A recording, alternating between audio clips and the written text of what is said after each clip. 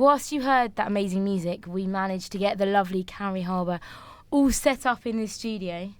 I'm trying to think, when was the last time you were in? Was it like 2 years ago? It was something like that. In fact, I haven't been here since then. And I was thinking, oh my God, this is a walk down memory lane.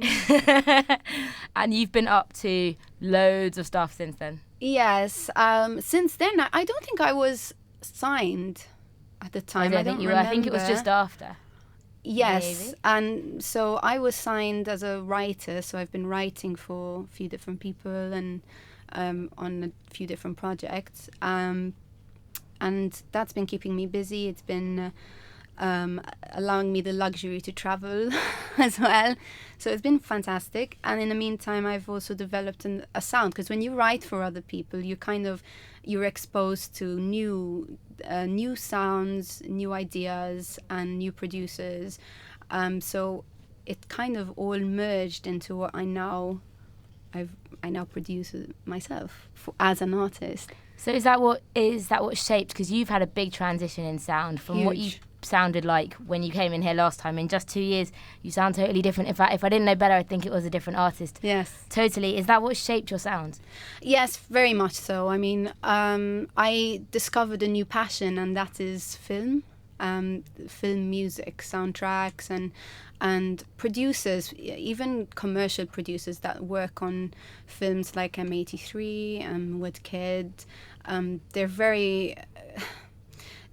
and also Lana Del Rey, actually. There's a nice bridge between something almost classical but not quite classical, because it's still considerably pop. And I think that's just so beautiful, to merge my background, which is classical, with pop, which I write for other people, and the two together just go so well. It's just good fun.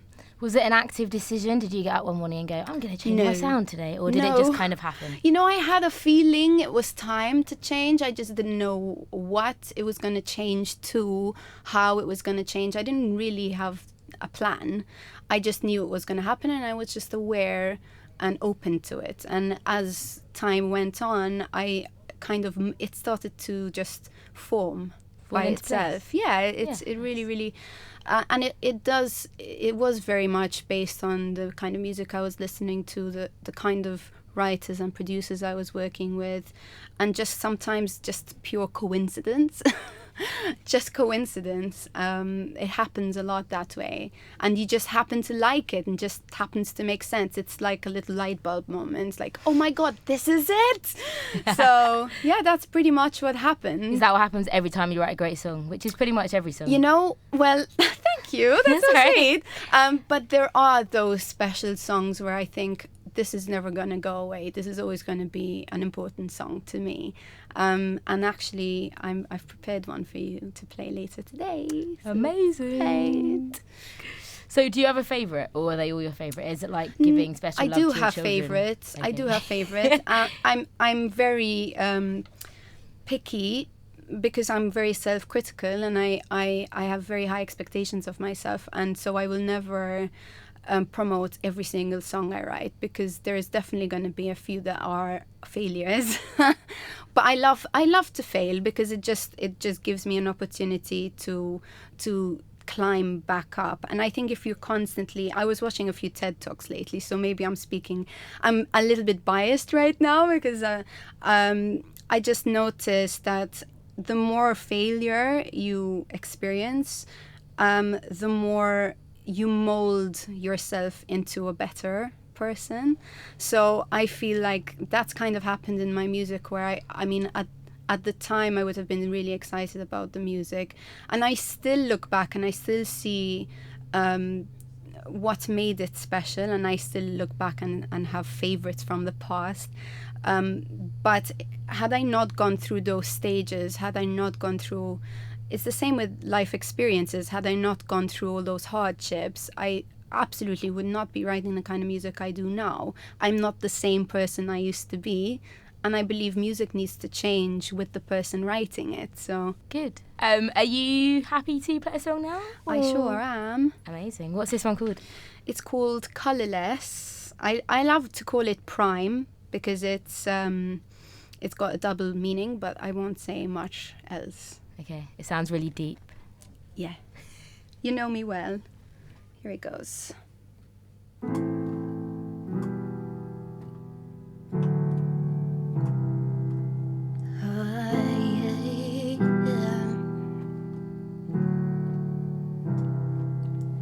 I like to blend my own shade, but everybody's talking prime colors. I hope that this is just a craze, but I don't really follow the patterns. I like to keep it plain and simple. I like to keep it plain and simple. I like to blend my colors right, right, 'cause life it ain't so black and white. Black and like to blend my colors right, right, 'cause I don't wanna miss my prime. Yeah, colorless, don't wanna be color. Don't wanna be colorless. Yeah, I wanna be color. Don't wanna be colorless.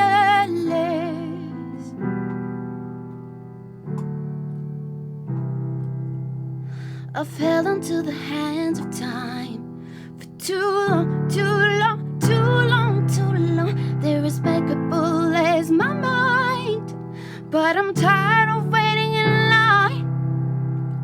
So when I keep it plain and simple, I'll never lose this game. The life's so keen to play. I want to get my colors right, right, 'cause life it ain't so black and white. Black and love to blend my colors right, right, 'cause I don't wanna miss my prime. Yeah, colorless, don't wanna be color. Don't wanna be colorless. Yeah, I wanna be color. Don't wanna be colorless. Don't wanna be.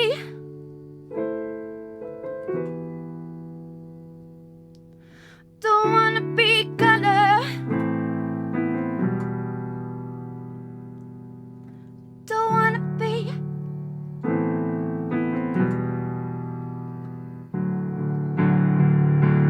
Colorless. Yeah, I wanna be color. Don't wanna be colorless. Yeah, I wanna be color. Don't wanna be colorless. Don't wanna be. Don't wanna be. Don't wanna be. Don't wanna be colorless. Thank you. That was amazing. My only problem with doing this show is music like that sends me into this like other little parallel universe, and then I struggle to come back to earth. Ah, I know what you mean. I'm the same when I'm performing, actually. And then you have to come back to the world and talk. And you're like, oh, I'm here now. It's a struggle I've had for a long time performing, because I tend to get into this little bubble, and then I have an audience. I need to speak to them. They need to know I'm real. But I'm like, I really like this little place. Let me stay here. Yeah. Exactly. I like it. Now, obviously, with recording new songs and obviously wanting to give them exposure live and whatever, you're going to have fans that come to a lot of your gigs, and I guess will expect certain songs or will love certain older tracks. How do you get around balancing like playing the older tracks and keeping the fans happy, but also like... Are you referring to last time? No, not at all, not at all. Yeah, actually my best friend, she does not allow me. I have no permission to leave the stage until I've played the song The Size of the Moon. It's just, I'm not allowed. She won't let me, you know. She will stand up in the audience and she will urge everybody else in the room to stand up and beg for that specific song. That was and what it's happened funny last time. because I've actually tried to move away from it, but nope, that's not happening. I guess there are certain songs that just need to stay. Okay. Look, to be fair, I think a lot of artists have that problem. Well, it's not a problem. Let that be the only problem that you have. But like fans go with a certain expectation of what they're gonna get from a gig. Do you know what I mean? Yeah, it's true. And there are people still requesting certain songs, but I think something that it's weird to say my fans, but I guess my fans, something that they've started to enjoy about my sets is that I always bring new material, and I think they've gotten used to the fact that there's always going to be a surprise. They've seen me mold into who I am, and I think that's become very much a part of the experience of following my journey. I think that's part of why they actually follow me, because they like to see the way it's been progressing. And it opens your mind musically, I think, when you see a transition like that. I think it's very realistic, because I mean, the music that I've released, I wrote years ago, and God forbid with the same people we were 3-5 years ago. Yeah. I mean, we're meant to grow. Yeah. So yeah, my music is definitely I've grown a lot musically, and in the songs that I'm writing, I hope show that. No, for sure. Now, speaking of playing live, you have another live show on Thursday night. Yes, I do. Which is for a great cause. Yes, it's called, the event is Sound for Sight. It's a charity event for the visually impaired. Oh, wow. It's going to be quite special. It's being held at the Tabernacle, and everybody's going to be given these special glasses with a tiny little peephole in the middle, so that you experience what it's like to be visually impaired for the duration of the event. Wow.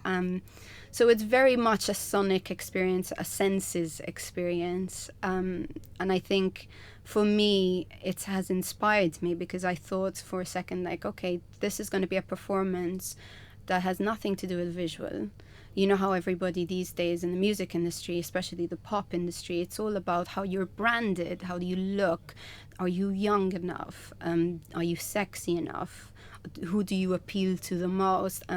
This is a lot more, how are you going to move people in the room? How are you going to draw them in? How can you kind of share this experience with them? So it's, as part of the charity, I've decided to write a song, which I'm donating essentially to them, and I'm happy to perform it for you exclusively, because it's the very first time I've ever played it live. And this one's called Inner Vision. Exclusively on Radio Brockley. Wow, I like the sound of that.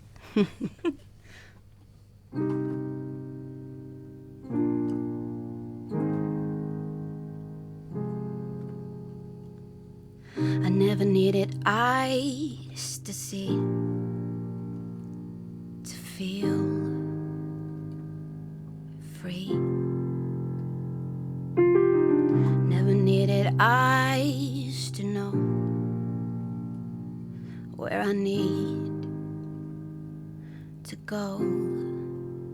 I've still got vision, inner vision. Insights keeping me alive. I've still got vision, inner vision. Day or night I feel the light. Summer dreams of sonic views. I dream in blue. Every sound is colorful. I could taste the hue. I've still got vision, inner vision. Insights keeping me alive. I've still got vision, inner vision. Day or night I feel the light. I've still got vision, further than the eyes can see. I've still got vision.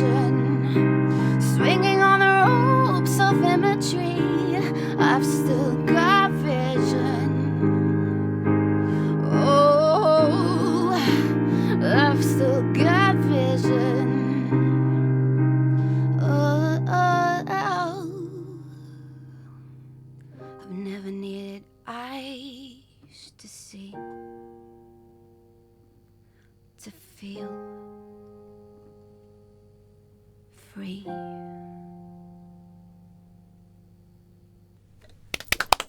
Thank you. Makes you wonder, doesn't it? Like how much we rely on senses and how any moment one of those senses could decrease or be taken away. And I know that sounds really, really sad and cynical, but you just don't know. And when you hear a song like that, it makes you think that, no? I know, and I did a little bit of research into it, because how do you write a song, right? From the perspective of somebody who has a condition you don't have. And I thought there are cons, of course there are cons, but there's a beauty to it as well. A lot of visually impaired people are extremely intelligent people. They've learned to use their senses in a masterful way that we kind of take for granted. We have access to all the skills, to all that intelligence, and we waste it. We don't make the most of what we have. And I thought this song just gave. I'm really into mindfulness at the moment. I'm reading The Power of Now, and so it's really making me think about the present. And I think, isn't it beautiful to just stop and listen to the birds in the trees and feel the wind and all those senses that we kind of just brush aside as unimportant, because it's not what we really need to be doing to make our future a better future. But what about right now? Yeah. You know, haven't we've already been working to be happy right now? So why aren't we? It's because we're just not actually experiencing it. It's almost a laziness thing, I think. It's very much, well, it's a conundrum, because it's part laziness and part stress. We're overworking ourselves. So it's kind of bit of both, actually. Yeah. We never know how to meet ourselves in the middle. Yeah. They say that everyone has a really strong sense of their five senses. Which one is yours? Gosh. As a musician, your ears, no? Or is, you assuming? Would think that, but it's a very internal thing for me, music. Yeah. Music is spiritual, so I don't necessarily, obviously I love listening to music, but when I'm writing music that I'm super connected to it, and that is completely intrinsical. That's a feeling thing. So what is that sense? I'm not sure. What sense is that?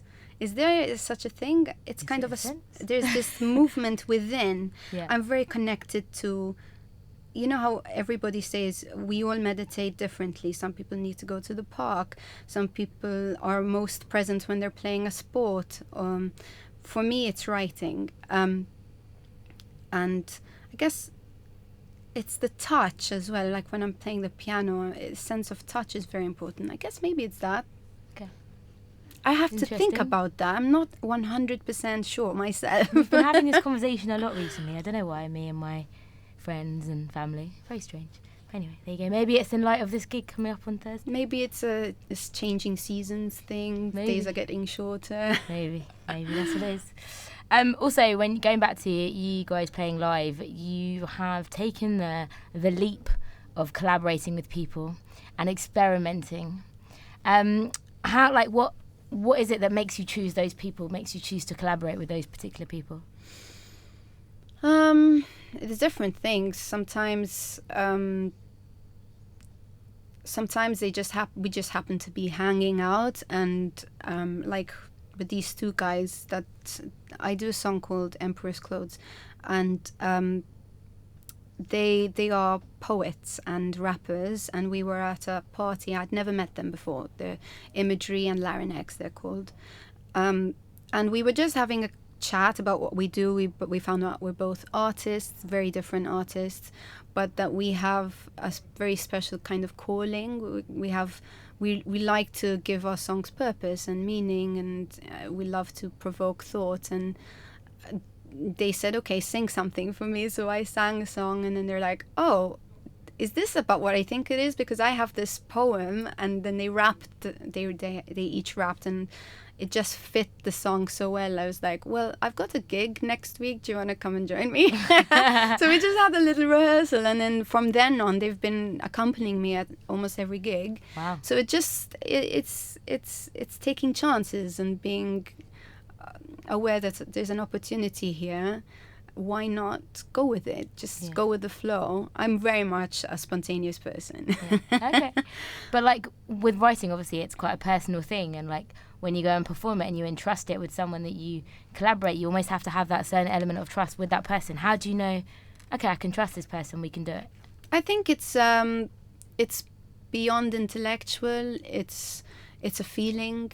I mean, especially when you hear what they've done themselves individually, you can tell they're obviously at a certain level. They're obviously, even just through conversation, you connect with people, their personalities, and I very much choose my people according to how I feel, how I connect on a spiritual level as well. Yeah. They may not even know it, because we may never have even mentioned spirituality at all. It's just a feeling, which is why I told you I base a lot of what I do on feelings. Yeah. So for me, it's trust, and it's often just risk. I mean, sometimes it won't work, and luckily I've been pretty lucky so far and have had good people joining me on stage. But I've often had writing sessions which didn't work, because sometimes I don't have a say in who I'm paired with. So sometimes, you just end up staring at a piece of paper all day and you're like, I wrote stuff, but this is really not me. And I'm not very happy with this, so I'm not excited to show it to anybody else. So yeah, it happens. But you have that privilege to not show it to anyone else, or? I do, but as a writer, you need to give quite a variety of music, and sometimes you're specifically asked for the kind of music you wouldn't necessarily usually associate yourself with. So in those cases, it doesn't matter too much, because it's never Carrie Haber. Because somebody else is going to sing it, and they want that kind of song. So I can't tell them what to sing, what to perform and what not to perform. So I sometimes have to follow orders. And I'm very bad at that, but I try. I think it's fair to say that a lot of creative people find it hard to follow orders. Yes, I think a lot of people that are as creative as me. I mean, there are people that are capable of using both sides of their brain, but I have to say, I have to struggle. I'm going to let you take a breather, because yesterday when we had a chat, and I said, if we can play any favourite songs, which one would it be? I think this one was one of them. So relax for a few minutes, because you've been talking a lot. Have some water, and we'll play this in the meantime. Thank you.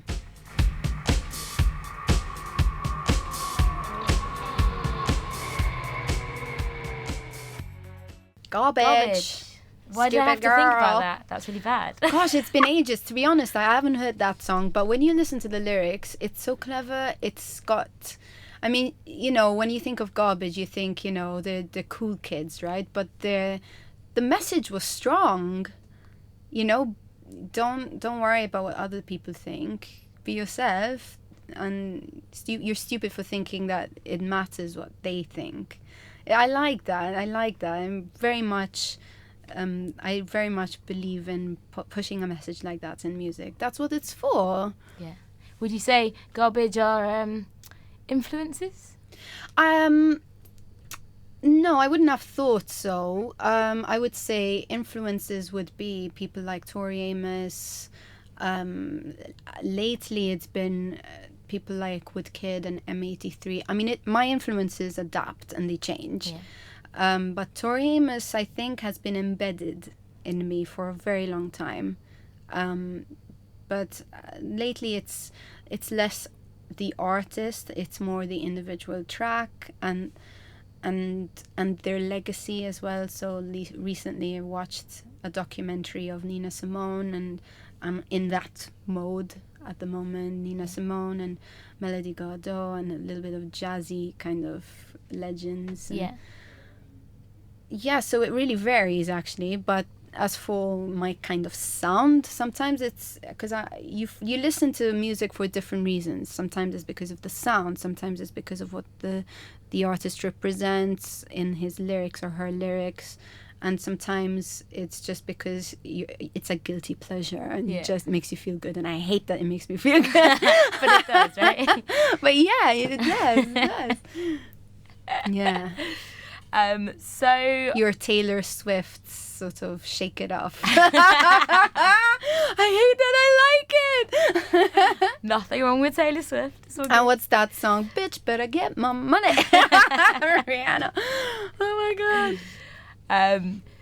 So after we go and see you live, the next question for us, or I say us as a fan almost, is when are we going to see you next? And you mentioned briefly that there was going to be a show in December in connection with Time I'm so Out. excited. I'm so excited about this gig. So Time Out just happened to drop by, so two of the representatives from Time Out London dropped by a gig unexpectedly in March. I thought you were going to say drop by my house. I was like, yeah, oh, as you absolutely. do. Yeah, sure. And it was the first gig I had done after about a year of just hibernating to develop this sound that I now have. Yeah. So what are the odds that they'd be there on the first gig I do? You know, like I was so nervous. I don't normally get nervous, but it had been a while, so I was really nervous. But it ended up being one of those very memorable, intimate gigs that just had the vibe. And so they were sat right at the front. I didn't know who they were, and then it turns out they were Time Out people and invited me to do an event of this at the Jazz Cafe called Rising Stars, which they organize, and that happened in June. And so they've been organizing that on a pretty regular basis. I had always wanted to play at the Jazz Cafe. It was kind of quite a dream. So it was really amazing to do that. But on top of that, I was happy enough with that. On top of that, they've selected me as their top 5 rising artists, rising stars that have performed at their events. Wow. And I'm going to be one of 5 people performing at their end of the year event at the Jazz Cafe on the 15th of December. So nerves aside, you obviously made quite an impression. I feel, I feel like it's given me a real boost because, you know, as a first gig, you're like, I know people are expecting a very different side to me and I'm giving them something completely new. They're either going to love it or hate it. But it was a very big boost. And ever since I've been... I think that's really helped me kind of hone into it. And I've written several songs since. Actually, Colourless wasn't even written that time by then. So, yeah. Wow. Well, let's play another one of your tracks. I guess when you play live in a studio, and for those of you that haven't seen what the studio looks like, it's probably smaller than your living room. And so all the musicians that come in here, like, they play really stripped back. They play without production, without anything. It's really, really intimate. So I guess this is a contrast because this is an amazingly produced track. I'm nodding. Of yours. You can't really see that, but I'm nodding in agreement. Total contrast, but it is still the same person, I promise.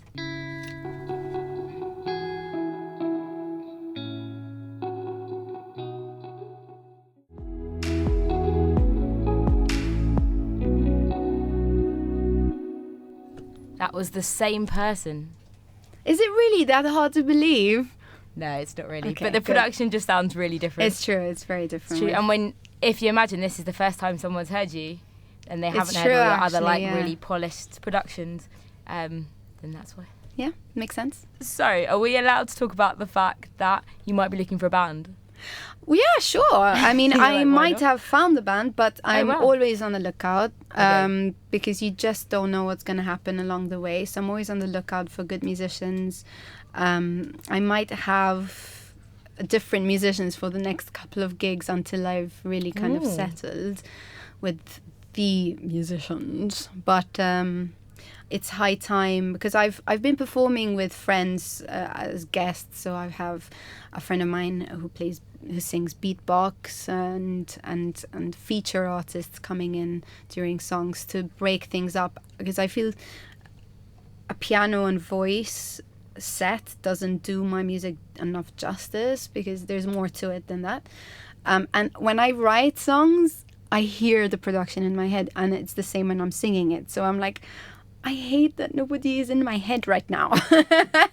So I'm really looking forward to bringing that to my live set and having a very finished sound live. When we were off air, you were saying that you also write a lot for film.